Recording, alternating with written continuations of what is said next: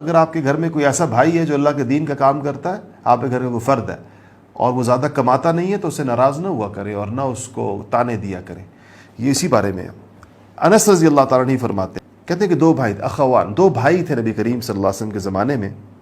وَكَانَ أَحَدُهُمَا يَأْتِي النَّبِيَّ صلی اللہ علیہ وسلم، ان میں سے ایک نبی کریم صلی اللہ علیہ وسلم کی صحبت میں رہتے تھے، صحبت میں رہتے تھے، خدمت میں رہتے تھے، اور ظاہر ہے کہ خدمت کرتے بھی ہوں گے. والآخر، اور جو دوسرا بھائی تھا، یحترف، وہ کام کرتا تھا، کوئی کام کرتا تھا. تو فشک المحترف اخاہ للنبی صلی اللہ علیہ وسلم، تو یہ جو بھائی کام کرتا تھا نا، اسے حضور کو آ کر اس دوسرے بھائی کی شکایت کی کہ وہ کام نہیں کرتا ہمارا بھائی. حالانکہ دوسرا بھائی کام کرتا تھا، دنیا نہیں کما رہا تھا، لیکن حضور کی صحبت میں رہتا تھا، حضور کی خدمت میں رہتا تھا، اور حضور کی خدمت اور صحبت میں رہنے کا مطلب ہے کہ علم حاصل کر رہا تھا حضور کے پاس. اس کا مطلب یہ ہے کہ وہ صفہ والے لوگوں میں سے ہوں گے. تو کہا کہ جی کام نہیں کرتا ہے رسول اللہ. ہمیں بھی اس طرح پیش آتا، ہمارے طلبہ جو بیچارے دین پڑھنے کے لیے آ جاتے ہیں ہمارے پاس آتی، تو ان کے گھر والے ہمارے پیچھے آ جاتے ہیں، بھائی مفتی صاحب بچے کو سمجھائیں، لڑکے کو سمجھائیں، کام نہیں کرتا. وہ جو دین پڑھ رہا ہوتا ہے نا، اور وہ جو دین سیکھ رہا ہوتا ہے، اپنی اصلاح کر رہا ہوتا ہے، وہ ان کو کام ہی نہیں لگتا گھر والوں کا. وہ کہ یہ کیا کام ہے؟ کام تو یہ ہے کہ پیسے کمائے. ہم لوگ پیسے کے علاوہ کسی چیز کو کام نہیں سمجھتے، صرف پیسے کمانے کو کام سمجھتے. یعنی گویا دنیا کا ہماری نظریں اتنی مادی ہو چکی ہیں، اتنی میٹلسٹک اپروچ ہو گئی ہے کہ صرف وہ چیز ہمارے نزدیک کام ہے جس میں کچھ نقد آئے، جس میں کچھ پیسہ آئے. کتنی افسوسناک صورتحال ہے.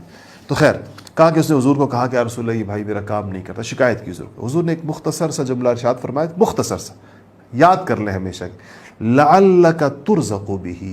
حضور نے فرمایا ہو سکتا ہے اس کی برکت سے تجھے رزق دیا جا رہا، اس کی برکت سے تجھے رزق دیا جا رہا.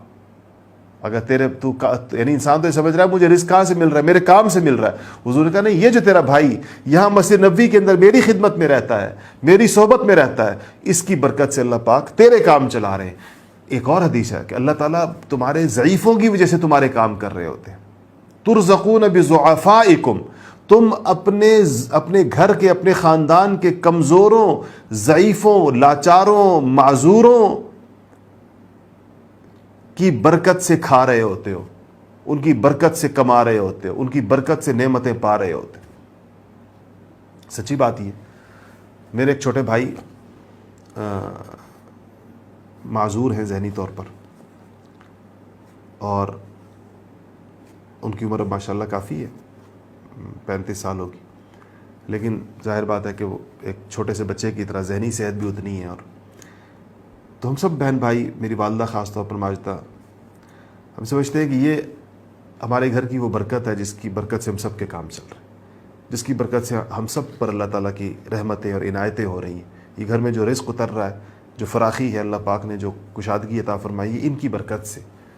تو واقعی یہ تو حدیث شریف میں پتہ چلتا ہے، اگر آپ کے گھر میں کوئی معذور ہے، چاہے وہ ذہنی ہو، جسمانی ہو، کمزور ہے، کوئی ضعیف ہے، کوئی بوڑھا ہے، کوئی اور اگر وہ والدین ہیں تو کتنی بڑی برکت ہوگی، اس کو تم تصور بھی نہیں کر. کوئی بھی ہے، پھپھی ہیں، خالہ ہیں، کوئی اور خاندان کی کوئی بوڑھی خاتون یا مرد آپ نے اپنے گھر میں رکھا ہوا ہے ان کو، تو یہ ضعیف ہو گئے. یہ تو وہ جو حدیث، تو آپ کا رزق اس کی وجہ سے بڑھا ہوا ہے.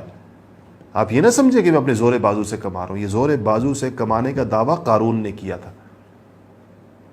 اس نے کہا تھا میں اپنی صلاحیت اور اہلیت اور اپنے علم کی بنیاد پر کما رہا ہوں، میرے پاس کمانے کا ہنر ہے تو میں کما رہا ہوں.